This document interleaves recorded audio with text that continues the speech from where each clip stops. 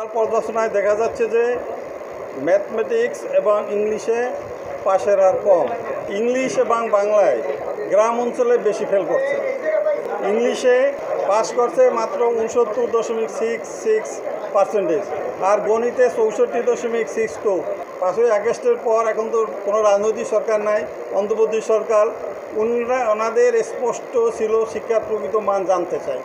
সেই জানতে যে নির্দেশে সেই অনুসারে আমি আমার পরীক্ষা পরিচালনা করছি। অন্য বোর্ড কীভাবে কীরাম করছে জানি না, আমি আমার বোর্ড সুষ্ঠু সুন্দরভাবে পরীক্ষা পরিচালনা করছে। আর আপনারা জানেন তো নদী বিদ্যুৎ এলাকা অনেক বলার কথাই ধরেন, বিভিন্ন চরাঞ্চল রয়েছে, ওখানে আমাদের সবসময় পৌঁছানোর চেষ্টা করা যাচ্ছে না।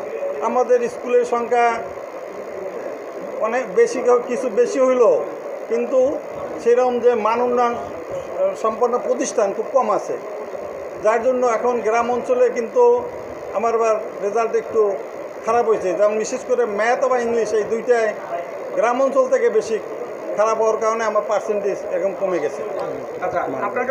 আরেকটু কথা আমি একটু জানতে চাই, এই দুইটার কারণে আমার পার্সেন্টেজ অনেক কম হয়েছে। আরেকটু বলি যে আমার ছোট্ট 6টা জেলা, আমার ছাত্র কম ছিল। আপনারা দেখেন 6টা ছোট্ট জেলায়, কিন্তু মনে করেন আমার জেলা জালকাঠিতে সরকারি স্কুল কিন্তু 2টা। এরপর যে প্রকৃত বেসরকারি যে স্কুলগুলান মান বাড়াই নেবে, এরকম কিন্তু খুব কম আছে। কিন্তু আপনি যশোর করে চিন্তা করেন, 10টা জেলা, যশোর, খুলনা, সাতক্ষীরা, কুষ্টিয়া, সাতক্ষীরা, এই যে শহরগুলানে যে বড় বড় স্কুল, শহর কেন্দ্রিকই কিন্তু রেজাল্টের পার্সেন্টেজ বেড়ে যায়। তো তাদের সেই জন্য এটা হয়েছে। আর আমাদের মনে করেন ভোলায় কয়টা আছে, বরগুনা কথা তো সবাই জানেন।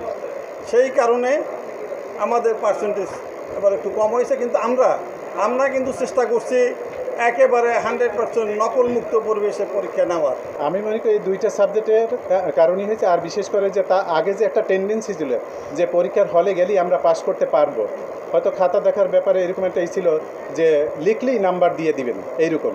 কিন্তু আমরা এবছর বলেছি আপনারা সঠিক মূল্যায়ন করবেন, কেননা সরকারের নির্দেশনা ছিল যে আমরা সঠিক মূল্যায়নটা চাই।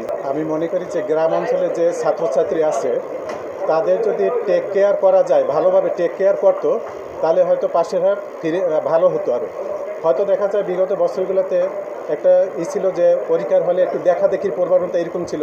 আমিও কোনো এক সময় পরীক্ষক ছিলাম, দেখা গেছে যে এক সারিতে 10টা খাতে একই রকম, এরকম একটা হয়তো ওদের ধারণা ছিল আমরা এই সুযোগ পাবো। কিন্তু এবছর এই ধরনের কোনো সুযোগ সুবিধা ছিল না, যার ফলে গ্রাম অঞ্চলে ইংলিশ এবং এইটা পাশের হার কম এবং ফেলের হার বেশি। এইটা যদি সামনের দিকে টেক কেয়ার করা যায়, তাহলে ইনশাল্লাহ এই ধারাবাহিকতা আগামীতে রেজাল্ট ভালো হবে আশা করি আমরা। আমি স্যারকে পরামর্শ দিচ্ছি, সকল শিক্ষকদেরকে আপনি বিশেষভাবে নির্দেশ দেবেন যে ইংরেজি এবং গণিতে যেন বিশেষভাবে কেয়ার করে এবং ক্লাসগুলো ওখানে বেশি থাকে, এই বিষয়গুলো, এই 2টা সাবজেক্টের উপর।